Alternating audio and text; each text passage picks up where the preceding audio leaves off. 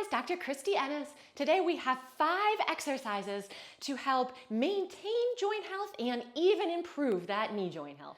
For this first exercise, you need a mat, or you can even do this right on your bed. You don't even have to get down onto the ground. We're going to work on getting that knee to bend a little better. So starting with the leg straight, you are going to take and just slide that heel along the floor or along the bed as high up as you can without it hurting, right? So stop before it feels like, ugh, really yucky. And then you're gonna come back down with it. And then you're gonna actually let it roll out to the side a little. And then you're gonna bend it in this direction. Again, only as far as you can. So when we go straight up, we're working on getting that knee flexion range of motion, right? That bending straight up in that knee. And when we go out to the side, we're actually working on not just that knee flexion, but getting that mobility through that hip.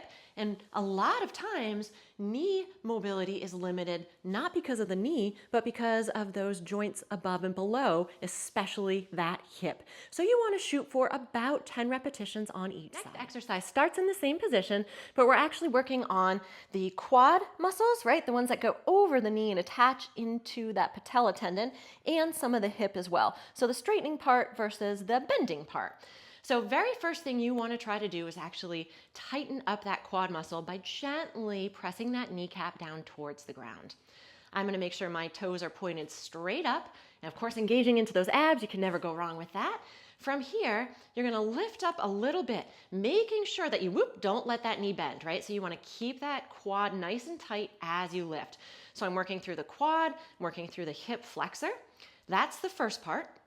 If you need to take a little break and let the quad go, you can, but you're going to re-squeeze and then turn those toes out and then lift again. So we're actually working through the inner thigh a little bit more, right? Those inner hip muscles and that inside part of the quad muscle. And then of course, we got straight, we got out, now we're going to turn it in. Mine doesn't go that far this way, but same idea, squeeze and lift. And just like me, pay attention to your body, right? Only rotate as far as you can so that it is comfortable for you. So you can make up your mind here. You can do 5 in each position, or you can alternate and do 1 in one position, 1 in another, and 1 in another. That tends to be my preference only because now I'm getting a little bit of flow going. And of course, again, both sides. For this next exercise, both legs are going to bend up and be flat on the ground. Now again, if your knees are a little limited to bend this much, that's okay. You can start out with them a little bit further. If it feels good to keep them closer, you keep them closer. So obviously we're working on getting a little bit of range of motion right into that flexion again. But now we're gonna use those hamstrings and those glutes. So hands are gonna go down by your side. You're gonna do a little bit of a pelvic tuck, tilt, tuck, whatever you wanna call it. So I'm gently flattening my back towards the ground, right? Tucking that tailbone. I'm going to give a little squeeze in those glute muscles, and then I'm lifting up as high as I can without changing the position in my spine, including the rib cage, right? So I'm not arching, I'm not using my neck. So I'm really engaging in through those hamstrings and those glutes, which again, hamstrings come down around the knee to help support, and glutes are really important because they help to keep that leg rotated where it's supposed to be, right? So if this feels good, you stay right here.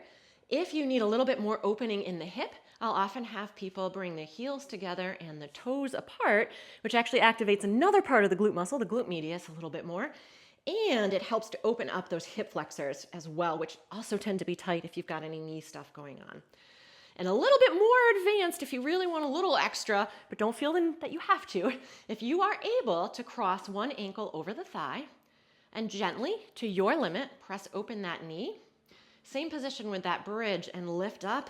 Oh gosh, I just love this one.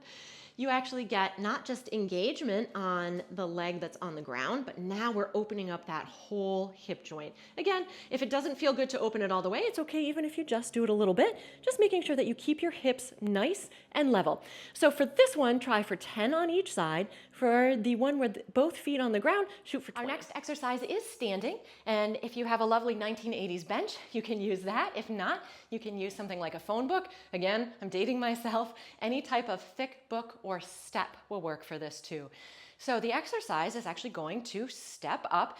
As you go to step up, you really want to think, squeeze into that quad muscle to straighten that leg. So we're working on the straightening and the quad muscle. And then once you get there, you're gonna come right up onto your toes. So we're working those calf muscles, right, which actually come up above the knee as well. So you can keep that leg right on the bench if you want, or book, whatever you're using. So squeeze, come up, all the way up onto your toes. If you want it to be a little bit harder, and please be careful, you don't even need to put this opposite leg down, right? This is really balancy. So squeeze, lift, and come up. So notice I'm also working in through the ankle, right? Which if that's limited, that's going to affect the knee as well. So shoot for 10 on each side. All right, our last exercise is the most difficult exercise and needs a little bit of equipment as well. So you need to have a towel, or you can use a paper plate, or even a fancy glider if you have it, something sturdy to hang on to. You can use the wall or a counter. I just happen to have this fabulous dowel, so that's what I'm using. This is for the hamstrings, both to help loosen and to strengthen. So leg in front will have a little bit of a bend in it, but you're not going to bend a whole lot as you go. This back leg is going to slide back, and I recommend only sliding a little bit as you start.